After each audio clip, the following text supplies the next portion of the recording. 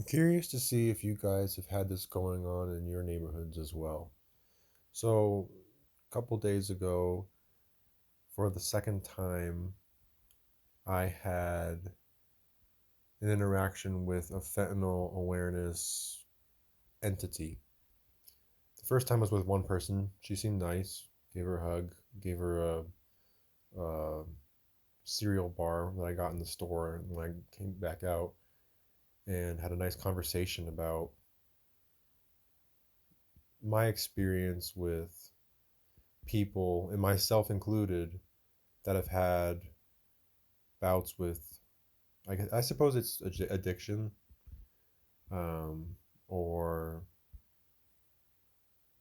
depression, that then goes on to addiction somewhere else where you can funnel your feelings or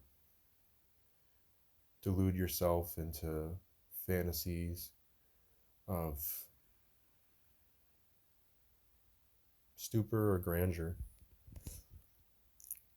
And so I can empathize with this situation. I haven't experienced it myself. I've never taken heroin. I don't I don't plan on ever taking heroin. And I actually have a funny side story right now actually about that. When I was 19 years old, I had gotten suspended from college for a semester for getting caught with cannabis like 8 times or something. It's pretty funny. And I was back home, and a friend of mine who I was more of an acquaintance with up until this point. We got into contact with each other, and I found out that he had virtually every psychedelic, most things that you couldn't find at your local pharmacy, let's say. And so I hung out with him for a while and mostly smoked pot. We did a few other things, DMT. I think mm, I, mm, I think we did cocaine once, which was bad. I wish I'd never tried cocaine. That's not a good one. We shouldn't be insufflating anything. Yeah, it's highly debatable whether we should be smoking anything too. There's a lot to study about our human anatomy and how we deal with the spiritual realm, how that interplays. Um, but hanging out with him, he would show me his texts from other people that were also looking to him for his his medicine, if you will, or his recreational kookiness. Um, and one time, he showed me this person's text about being essentially dope sick and needing H, if you will, so badly that they were willing to like front some like ridiculous amount and bike over to his house, and like it was this outlandish claim just to, yeah, get high. And I thought it was so disgusting and sad.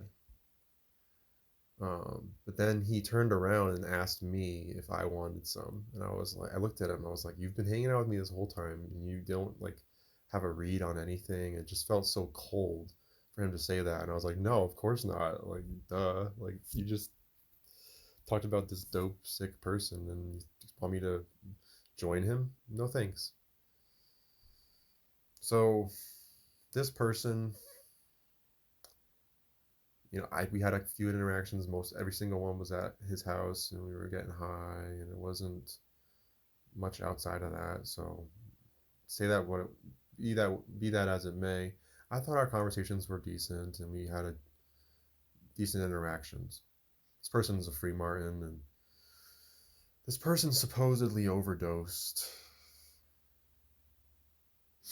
And that hit me a little bit hard because I had had a few interactions with this person, and this person had expressed how they had been picked on as a child by people in the neighborhood that I also been picked on. And we shared that pain, and we talked to each other about other things too. We had a lot in common. I remember bonded over that music, My Bloody Valentine, some shoegaze artist. Yeah, it's probably satanic.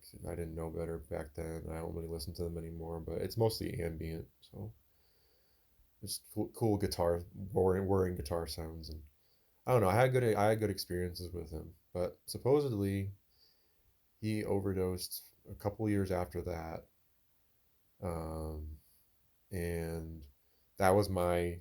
I think it was a fake death because when I visited the neighbor, I was painting at the neighbor's house. The neighbor I'd grown up with had like we had babysat for them. Or they come over our house a few times and so forth. We had done a few things together, playing soccer teams and stuff. Um, he he was talking to me in the dining room, and I forget how it got brought up, but the neighbor who I just referenced, Pat, who passed away, supposed, got brought up, and he said, "Oh, I was around, and you could hear the death howl from the person's mom," and he said it with a brazen smile, and it killed me. It like that. It sickened me to the core because it what it told me immediately was this person is dressing up as somebody else, and I don't know if the mother knows or what. Like, she probably does, but I mean, this person did have femme tendencies, so that's what I think actually happened. And this person became a girl and was just out there, wanted to change their identity, and it's just a regular thing. And this person was gloating about it and just treated me like a gullible simp. And yeah, been treated like that a lot of my life, and I think a lot of us have, and it's really unfortunate. So this brings me to this video, and I like to bring about mostly positive things, but this was curious. This happened to me a couple days ago. So I had the first fentanyl person I referenced earlier at a different grocery store, and this one I went to, there were three girls, quote unquote girls, right? And they had a little stand, they had a little table, and they said they were finishing up for the day. They had three shirts left, t-shirts, and they asked for like any donation I had, and I had just gotten paid. I had done a nice day of gardening and used the little money I had. I gave them a little bit of money, a little bit of the money I had. I didn't like use a little money. I gave them some of the money. I think I gave them like, I don't know, maybe like a fifth or something of what I had, which wasn't much. It was like $7, $8, something like that. And not that that matters at all. But what was curious was they offered me a T-shirt, and from afar there were two T-shirts. There was this white one with like a blue-green folded. I couldn't quite see it, and then a yellow shirt that looked like it had a smiley face on it. So I looked at both, and I thought, I want to go for the one I can't see. This would be interesting. And they pick it up, and I look at it for a second, and I'm like, oh no, it's got a globe on it. But I play along, and she had said that there's a mark on it, but but you can have it. And I'm like, okay, there's a mark on it, all right. So I'm looking for this mark and like, checking it out, and I don't see anything. And then the girl takes it and she shows me it's right there, and she points at a little pen mark underneath what is the globe. That's it was a globe shirt and some unity type thing, ball earth unity type thing, and she pointed at the little pen mark underneath the writing underneath the globe, and she did it with devil horns. And I've had this happen so many times, but this was one of the most peculiar times, and it made me question the whole fentanyl outbreak. So I didn't pull up a slide for um, I don't have a slide today. This is a single slide I have for fentanyl in and of itself. But it's a synthetic opioid, and it's used, generally speaking, to come off of heroin. So people would, I think they can overdose on it, of course, but maybe this is kind of a scam. I mean, I don't, something that you guys probably notice at the self checkouts. I mean, I don't like going to self checkout, but I will if I have a handful, like just a small amount of items. Like I'd say like maybe like 10 or less, something like that. Um, when I do go and scan the items, um, shoot, never mind. uh, what was I saying? Sorry, I lost my train of thought. Um, excuse me. So I thought that was peculiar about the horns. I just didn't feel it was right. And it's a synthetic opioid, so coming off of heroin, supposedly you would take this. And I've heard people taking it. The person that had the overdose I referenced earlier, he had one. He supposedly was taking fentanyl, and I, my analog, my life, I don't like. I've smoked marijuana, and I tried K2 a couple times. K2, for those who don't know, is a synthetic marijuana, and it's terrible. It's nowhere near as good as marijuana because it's synthetic.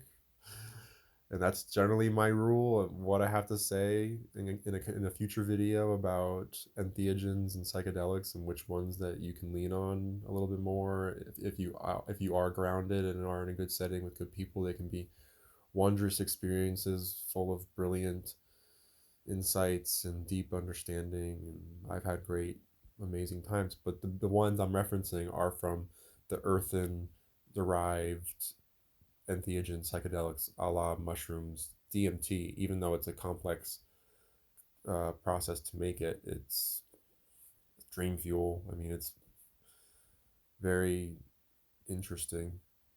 But you can't stare at the gold light too long, as I've said before. Um, in reference to that. What was that? I was saying something about self checkout. Uh, I'm trying to remember that point about it. But I guess I can't. That's all right. Maybe I'll reference that on a future video. But I just found that really peculiar, and I'm curious to see what your guys' take is on fentanyl. And I guess this leads into also panhandling. So I think there's, in my life, the panhandlers that I've given money to, many of them could have easily been actors. I'll share one panhandling story. So this is kind of funny.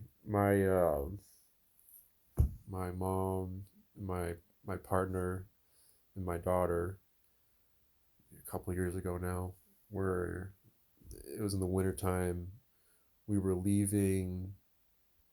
If you guys know of the store Bye Bye Baby, as we had, our daughter's like maybe a year old at this point, and we were getting a stroller. So we went to look in the store for a stroller. We hadn't decided exactly, but we wanted to go look first, and we were going to think about it. So we were coming out of the store and heading to the car, and some guy in the middle of the parking lot. This is like a pretty big plaza, and it's one of those plazas where there's a yellow line road within the plaza, so that just shows you that there's some decent thoroughfare. Like there's some traffic. The guy comes up in the middle of that road, and then he's like, "Hey," he looks a little bit disheveled, but it doesn't look too bad. His eyes are definitely bugging. He's a little stinky, maybe 45, 50 years old. Happens to have brown skin. Says he's from New York, and he just got here. He doesn't know anybody here, and he uh, he showed me his license as proof, which was really weird. I just I get such weird vibes from the ones that are basically like robots, and they've been doing it all day, and the way he said it was so robotic. And but I was in the mood. It was winter time and festive time, I suppose.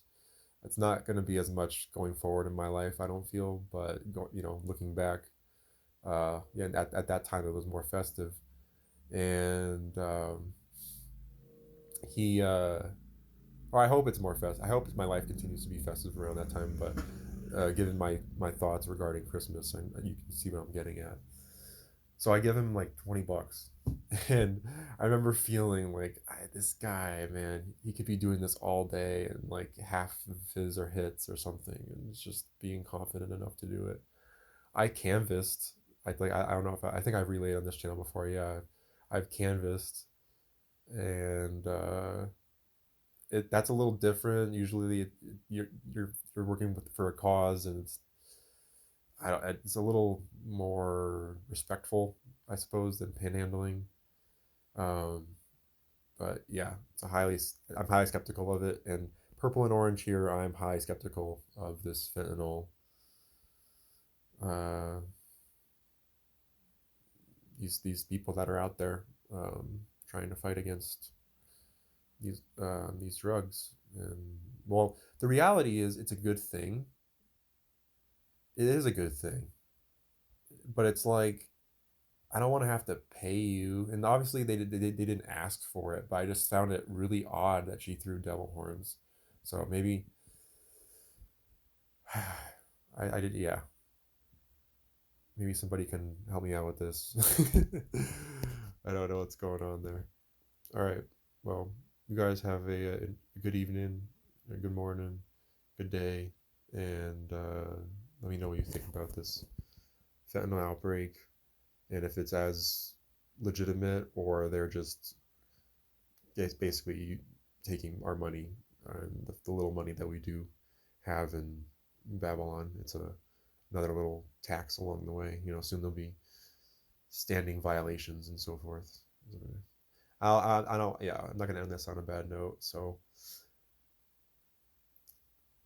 get out into nature and don't feel the need to donate to to